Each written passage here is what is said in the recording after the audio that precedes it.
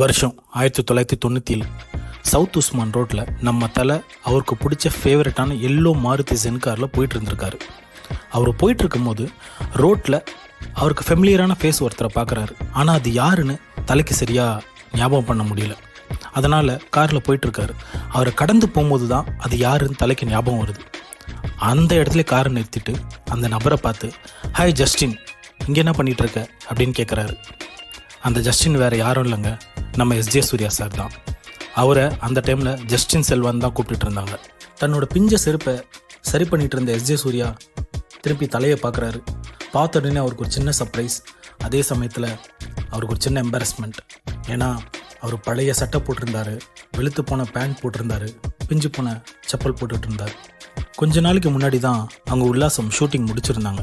அதுக்கப்புறம் ஜஸ்டின், அதாவது நம்ம எஸ்ஜே சூர்யா டோட்டலாகவே மாறி இருந்தார். ஏன்னா அவர் டைரக்டர் ஆகணுன்ற பயணத்தில் இறங்கியிருந்தார். அவரோட சுச்சுவேஷனை பார்த்து நம்ம தலை உடனே புரிஞ்சுக்கிட்டு அவரை சாப்பிட்றதுக்கு கூப்பிட்றாரு. அதுக்கு நம்ம எஸ்ஜே சூர்யா இல்லை நான் வரலன்னு சொல்கிறாரு. ஆனால் தலை அவர் சொல்கிறத கேட்க விரும்பலை. நான் சாப்பிட போகிறேன், நீங்கள் என் கூட ஜாயின் பண்ணணும்னு நான் விரும்புகிறேன் அப்படின்னு சொல்கிறாரு. தலை அப்படி சொன்னதுக்கப்புறம் எஸ்ஜே சூர்யா சார், வேணாம் நான் சொல்ல முடியும். தலை முதல்ல எஸ்ஜே சூர்யாவை நல்ல செருப்பு கடைக்கு கூப்பிட்டு போயிட்டு அவருக்கு ஒரு செருப்பு வாங்கி கொடுக்குறாரு. அதுக்கப்புறமா தான் அவர் ரெஸ்டாரண்ட்டுக்கே கூட்டிகிட்டு போகிறாரு. ரெஸ்டாரண்ட் போனதும் தலை அவருக்குன்னு வெஜ் ஸ்வீட் கார்ன் சூப்பும் சாலட் வெஜிடபிள்ஸ் மட்டும் ஆர்டர் பண்ணிக்கிறாரு. நம்ம எஸ்ஜே சூர்யா மட்டன் பிரியாணியும் கீமா பால்ஸும் சாப்பிட்றாரு. தலையும் வெறும் சூப்பும் சாலடும் சாப்பிட்ணும், ஏன்னா அவர் ஏற்கனவே சாப்பிட்டு இருந்தார். இப்போ சாப்பிட வந்தது நம்ம எஸ்ஜே சூர்யாக்காக தான். அன்றைக்கி அவங்க 2 பேரும் என்ன சாப்பிட்டாங்கன்னு இன்றைக்கி கேட்டாலும் எஸ்ஜே சூர்யாவில் கரெக்டாக சொல்ல முடியும். அந்த பில்லை 393 ரூபா. அப்புறம் நம்ம தலை எஸ்ஜே சூர்யா கிட்ட கேட்டிருக்காரு, என்ன போயிட்டுருக்கு ஜஸ்டின் அப்படின்னு கேட்குறாரு. அதுக்கு எஸ்ஜே சூர்யா சொல்லியிருக்காரு, இந்த மாதிரி என்னோடய கதைகளை நான் ப்ரொடியூசர்ஸ் கிட்ட பிச் பண்ணிகிட்ருக்கேன், ஆனால் எல்லாருமே அதை கதையில் பொட்டன்ஷியல் இல்லைன்னு சொல்லிட்டு ரிஜெக்ட் பண்ணுறாங்க அப்படின்னு சொல்கிறாரு. சரி கேட்டுட்டேமேன்றதுக்காகவே தலை கதையோட ஒன்லைனர் சொல்லுங்கள் அப்படின்னு கேட்குறாரு. நம்ம எஸ்ஜே சூர்யாவும் தலைக்கிட்ட ஒன்லைனர் சொல்லியிருக்காரு.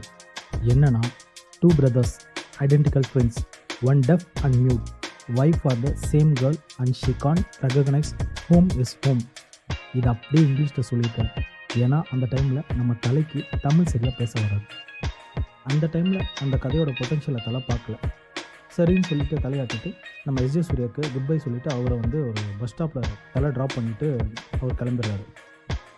ஆனால் அவர் போன அடுத்த செகண்ட்லேருந்து நம்ம தலையோட மைண்டில் இந்த பிளாட் ஓடிக்கிட்டே இருந்திருக்கு. நேராக நாளுக்கு நாள் அந்த பிளாட்டு ஸ்ட்ராங் ஆகிட்டு இருந்திருக்கு. அந்த கதை டிஃப்ரெண்ட்டாக இருந்திருக்குன்னு தலைக்கு தெரியுது.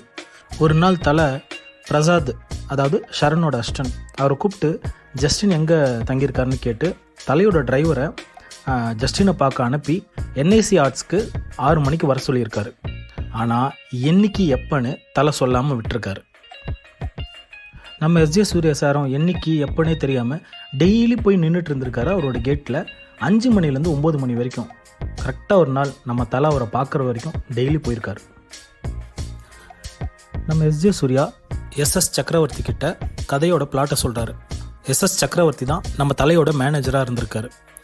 அந்த ஒன்லைனை கேட்ட உடனே எஸ்எஸ் சக்கரவர்த்தி நம்ம தலையை பார்த்துட்டு, நீ என்ன நினச்சிட்ருக்க, நெகட்டிவ் ரோலா, அதுவும் டோல் ரோலா, இதெல்லாம் யோசிக்க முடியாதது, கமலஹாசன் கூட இந்த மாதிரி ரோலை பண்ணுறதுக்கு பயப்படுவார் தெரியுமா அப்படின்னு சொல்லியிருக்காரு. இது ஒரு ரகுவரன் எஃபெக்ட் அப்படின்னு மென்ஷன் பண்ணியிருக்காரு. தமிழ் சினிமாவில் சத்யராஜும் சரத்குமாரும் மட்டும்தான் வில்லனாக இருந்து ஹீரோவாக மாறியிருக்காங்க. அவங்கள மறுபடியும் வில்லனாக நடிக்க சொல்லி 1 கோடி ரூபா கொடுத்தாலும் அவங்க போக மாட்டாங்க. இது உன்னோட கரியர் சூசைடு, நீ என்ன விளாட்றியா அப்படின்னு சொல்லிட்டு எஸ்எஸ் சக்கரவர்த்தி நம்ம தலையை பார்த்து கேட்டிருக்காரு. அது மட்டும் இல்லாமல் நம்ம தலைக்கிட்ட அந்த டோல் ரோலில் ஒரு ரோல் வேறு யாராவது ப்ளே பண்ணால் நல்லாயிருக்குன்னு சொல்லியிருக்காரு. அதுக்கு நம்ம தலையும் காம்ப்ரமைஸ் ஆகிட்டு 10,000 ரூபா நம்ம எஸ்ஜே சூர்யாவுக்கு அட்வான்ஸாக கொடுத்து ஸ்கிரிப்டை ரெடி பண்ண சொல்லியிருக்காங்க. அதுக்கு 2 மாதம் டைமும் கொடுத்துருக்காங்க. எஸ்எஸ்சி, அதாவது எஸ்எஸ் சக்கரவர்த்தி, அவர் சூர்யா, அதுக்கப்புறம் மனோஜ் பாரதிராஜா இவங்க கிட்டலாம் போயிட்டு அந்த நெகட்டிவ் பிரதர் ரோலை ப்ளே பண்ணுறதுக்கு கேட்டிருக்காரு. ஆனால் அவங்க யாருமே ஒத்துக்கலை. கன்னட ஆக்டர் ரவிச்சந்திரன், மலையாள ஆக்டர் திலீப் அவங்ககிட்டையும் போய் கேட்டிருக்காரு. அவங்களும் நோ சொல்லிட்டாங்க. ஆனால் உல்லாசம் ரிலீஸ் ஆனதுக்கப்புறம் விக்ரம் தலைக்கு ஈக்குவலான கிரெடிட்ஸை பெறாரு.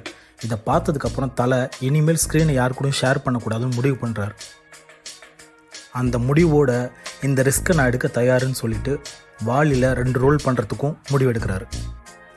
அந்த மொமெண்ட் தான் வாலி ஸ்கிரிப்ட் பிறக்குது.